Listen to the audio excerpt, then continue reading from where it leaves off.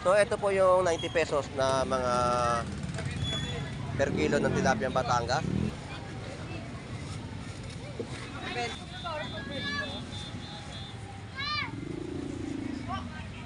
At yung mga pusit kalawang natin ay 220 na mga kada kilo.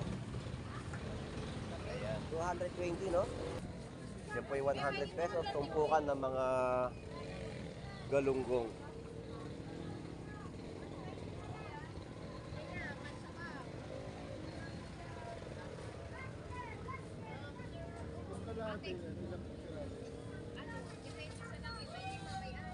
Ayan no, 100 pesos lang no, may pang-ulam ka na at mga bangus na 140 yung mga isang piraso.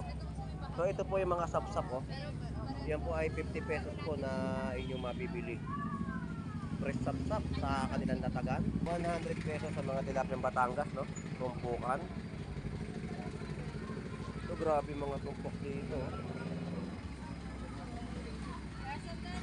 Ayan po yung mga dili 50, pusit 100, at espada po natin. Yan po yung mga tumpukan na inyo pong mabibili. Dami no? Good morning.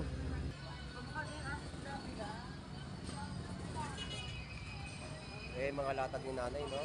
Ng kanya mga isda. So dito po yung mga presyohan ng mga gulyasan. Ayan po ay 200 pesos mga kada kilo. 240 sa mga pusit. Yan yung mga latagan na